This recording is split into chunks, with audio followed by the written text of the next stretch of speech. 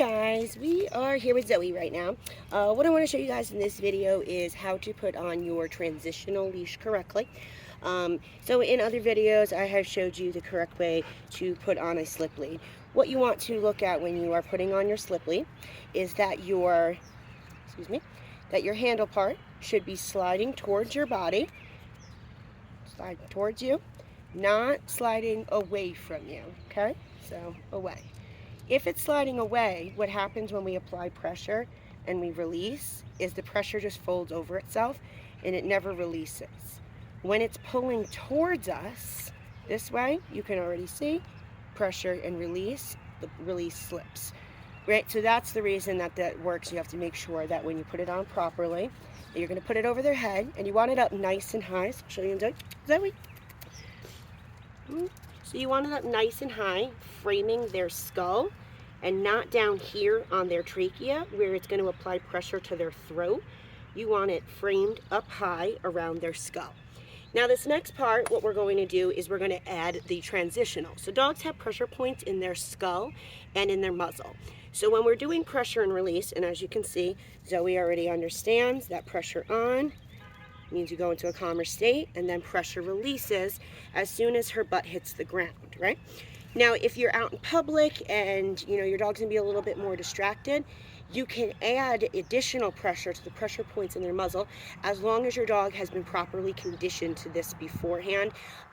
Whether I have done this for you in a board and train program or I have taught you how to do this in a home sweet home program, it is important that your dog is conditioned to this properly. Otherwise, they're just going to try and take it off of them, and we don't want that to ever happen. If your dog ever tries to get it off and they're pawing at it even after training, you want to make sure you follow through with your red light, telling them no, you need to calm down and go into a more relaxed state, which is that sit position.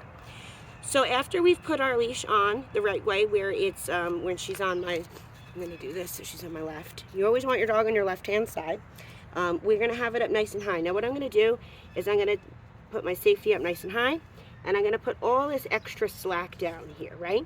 All I'm going to do with that slack is I'm going to figure eight it, okay? It doesn't matter which way you zigzag it, figure eight it. It just goes like that, and then it goes up and over your dog's muzzle. And you can just kind of shimmy it.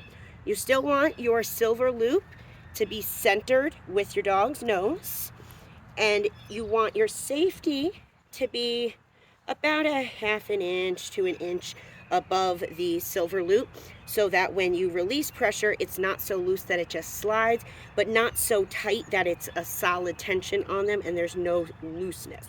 Remember, with loose leash heeling, you have to have a loose leash, otherwise it does not work. Right, so now we have it crisscrossed, and it goes underneath here and up and over there. And then we're going to do the same exact thing that we did with just using a slip lead. Like I said, you're just applying it to those pressure points in their muzzle as well. But it's the exact same thing. You're going to remember your red light, your yellow light, and your green light.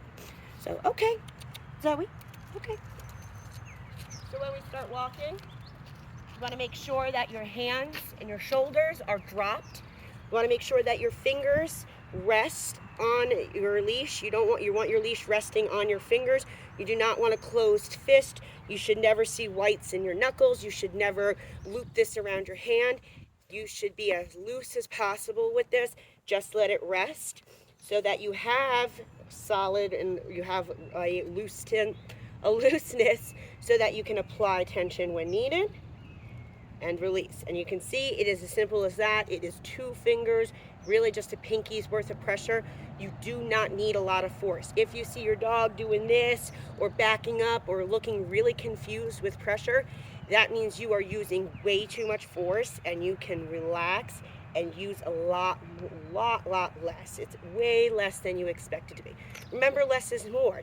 If you want your dog to stop when they feel this tiny little force of pressure, follow through with, I'm going to stop moving and hold this tension until you sit, and then it goes away. If you teach them this big heavy-handed force means that, she'd have to be pulling you and go, oh, there's that amount of tension. Or you can teach her this little bit of tension, and she's going to get just slightly ahead of you and go, oh, I got to slow down. So less is more. Show your dog that you're in control. Okay. right, always remember, do lots of turns, especially in the beginning. You want to practice your red lights with your dog more than just your yellow lights, so they understand where your invisible box is. And that is really the main things behind it. You want to just remember pulling towards your body. You want to keep your silver loop centered. If you see it slip like this and it's now down low, you can always adjust it by holding on their nose and up on air and spin them the same direction, the same time, so that you're back centered. When you do your pressure, remember you want a straight up and down pressure. You don't want a back pull or anything. When you're doing your yellow light, you're going to do a pop and continue moving, kind of like if you were at a yellow light and you were going through and it turned yellow, you continue moving through a yellow light. So just like that, we can pop and move. A pop is just to say, hey, pay attention. It's just a little tiny little bit of force. A red light is a full-on, we stop moving. You hold solid tension until butt hits ground. If she doesn't sit, you don't need to add more tension.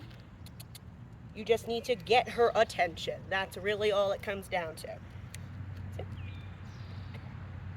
there you have it, guys. If you have any questions, let me know. Hopefully that helps anybody else who's working with Transitional.